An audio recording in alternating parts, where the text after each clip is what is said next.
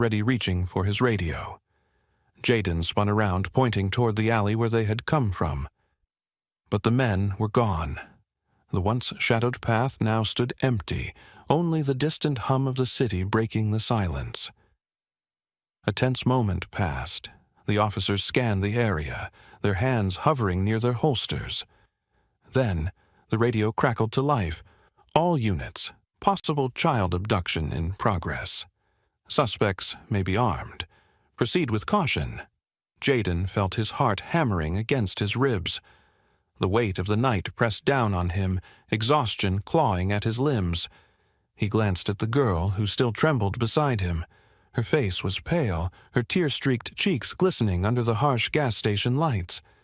The officer who had spoken first crouched in front of them. "Kid, you need to tell us everything. Start from the beginning.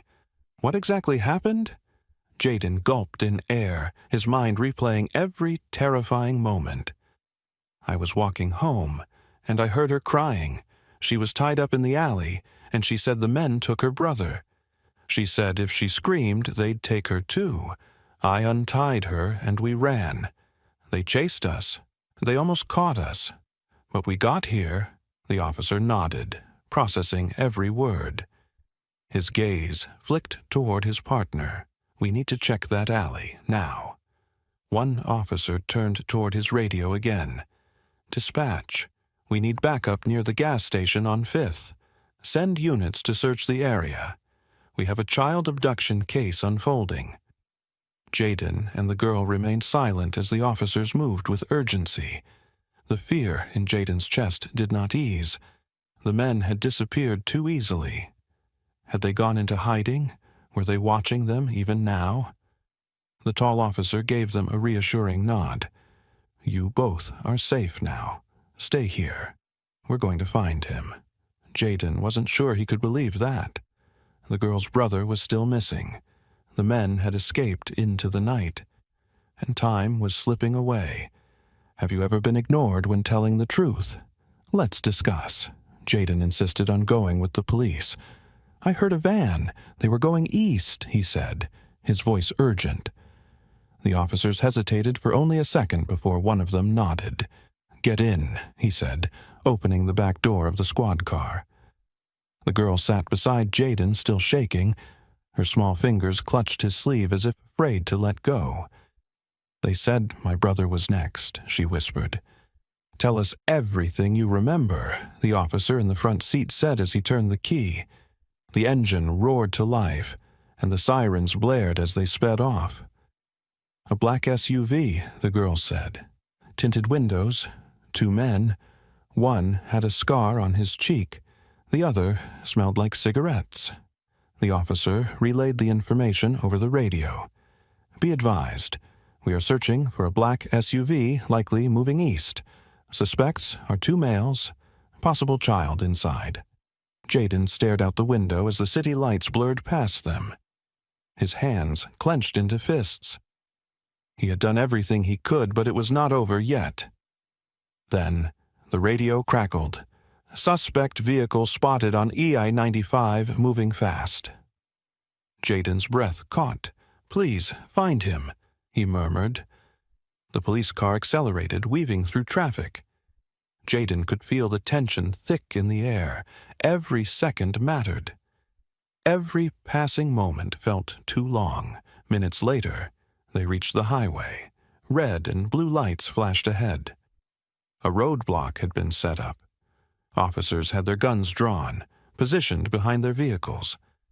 The black SUV screeched to a halt, tires smoking against the pavement. "Hands up! Step out of the vehicle!" An officer bellowed through a megaphone. A long, agonizing pause followed. Then the car door flew open. A small boy stumbled out, his face streaked with tears. The girl gasped, "Aiden!" She bolted from the police car, running straight toward her brother. Jaden followed, his heart pounding. One of the officers caught the girl just before she reached the vehicle. "Wait! We need to secure the area." But Aiden broke free, running toward her, his sobs mixing with hers. The officers quickly restrained the two men inside the SUV. One of them cursed under his breath as he was shoved against the hood of a police cruiser. The other glared silently, his jaw clenched. Jaden barely noticed. His eyes were on Aiden and his sister, their small arms wrapped around each other, clinging as if they would never let go. One of the officers approached, placing a reassuring hand on Jaden's shoulder. "You did good, kid. You saved them." Jaden exhaled, his body sagging from exhaustion. He had never wanted to be a hero. He had just wanted to help. Now, looking at Aiden and his sister, he knew he had done the right thing. The nightmare was over. Do you believe in miracles? Let's talk about it. The kidnappers were taken into custody, their hands secured behind their backs as officers led them away. What had started as a terrifying chase had now led to something even bigger, an organized trafficking ring exposed. The officers worked quickly, searching the black SUV and securing evidence that would ensure the men never walked free again. Jaden and the little girl stood side by side, watching, as the officers placed the men into the back of a patrol car. Relief washed over them, but the weight of the night still hung heavy in the air. "They can't hurt anyone else now," Jaden said, his voice barely above a whisper. The girl looked up at him, her eyes still wide with lingering fear. She gave a small nod, gripping her brother's hand tightly.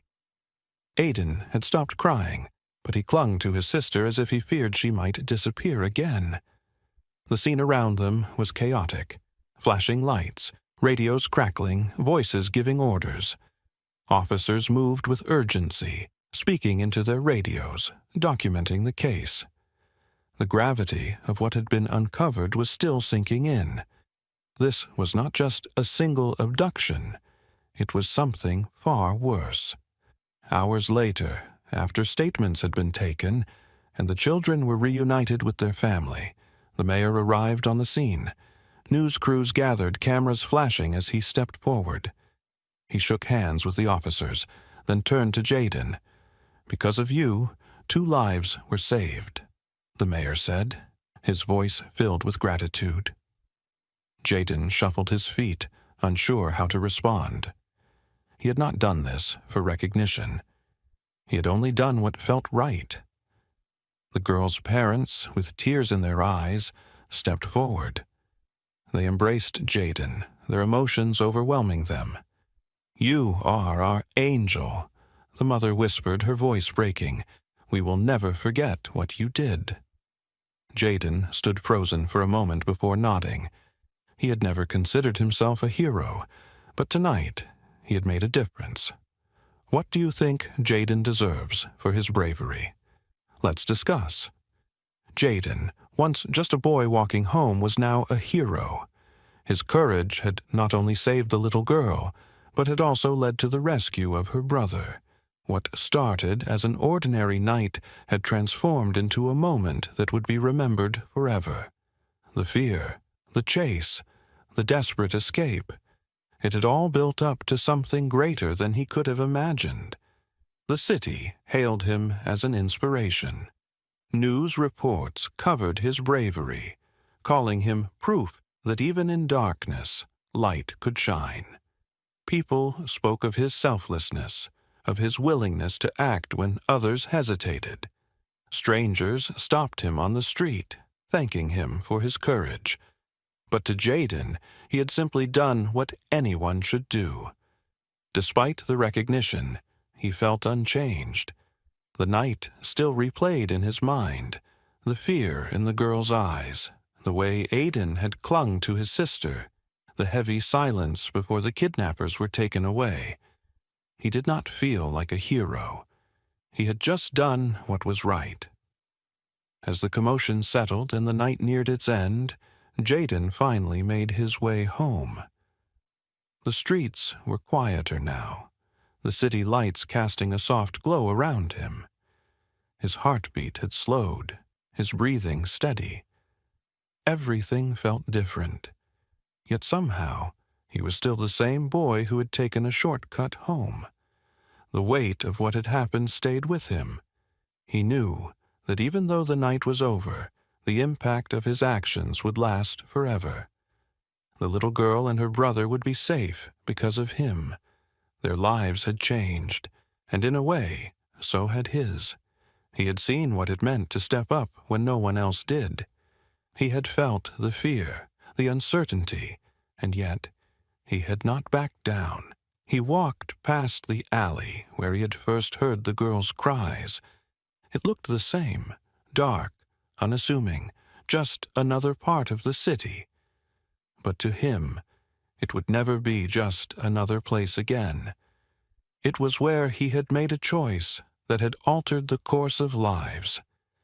It was where he had proven to himself that he could be more than just a boy walking home. The wind was cool against his skin as he turned the final corner toward his house. His mother would be worried. She would ask questions, and for the first time in his life, he would have a story to tell that truly mattered. He had faced something terrifying, something raw, and he had not run from it. He had stepped forward, and because of that, 2 lives had been saved. One thing, however, was certain. Heroes did not always wear capes. Sometimes they were just ordinary people who refused to look away.